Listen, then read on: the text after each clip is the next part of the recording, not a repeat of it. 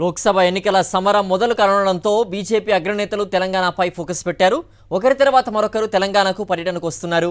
వారం వ్యవధిలోనే ప్రధాని మోదీ రెండుసార్లు తెలంగాణలో పర్యటించనున్నారు. నేడు తెలంగాణకు ప్రధాని మోదీ రానున్నారు. 2 రోజుల పాటు రాష్ట్రంలో పర్యటించనున్నారు. ఇవాళ సాయంత్రం మల్కాజ్గిరిలో జరిగే రోడ్ షోలో పాల్గొంటారు మోదీ. రేపు నాగర్ కర్నూలు జిల్లాలో పర్యటిస్తారు. నాగర్ కర్నూలులో భారీ బహిరంగ సభలో పాల్గొంటారు. తిరిగి ఇదే నెల 18న తెలంగాణకు మరోసారి రానున్నారు ప్రధాని మోదీ.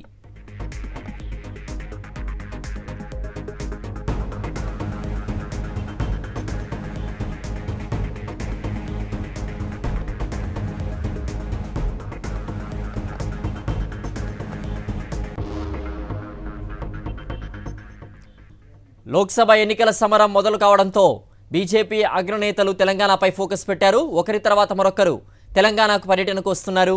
వారం వ్యవధిలోనే ప్రధాని మోదీ రెండుసార్లు తెలంగాణలో పర్యటించనున్నారు. నేడు తెలంగాణకు ప్రధాని మోదీ రానున్నారు.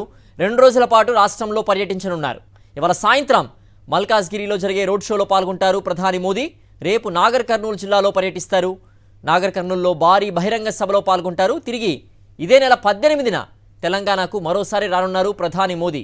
మరింత సమాచారం మా ప్రతినిధి విక్రమ్ అందిస్తారు. విక్రమ్, ఇవాళ సాయంత్రం మల్కాజ్గిరిలో జరిగే రోడ్ షోకు సంబంధించి బీజేపీ ఎలాంటి ఏర్పాట్లు చేసింది, అలాగే నాగర్ కర్నూలు రేపటి బహిరంగ సభకు ఎలాంటి ఏర్పాట్లు జరుగుతున్నాయి?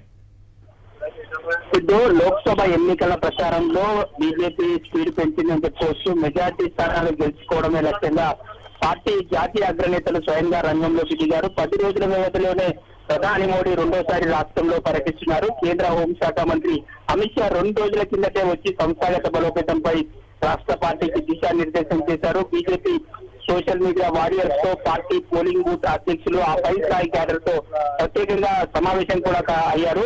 బీజేపీ ముఖ్య నేతలతో భేటీ అయ్యి పోలింగ్ బూత్ల పటిష్ట ఆవశ్యకతను కూడా అమిత్ షా వివరించడం జరిగింది. అయితే ఈ రోజు సాయంత్రం 4:55 బేగంపేట ఎయిర్పోర్ట్ కు ప్రధాని నరేంద్ర మోడీ చేరుకోనున్నారు.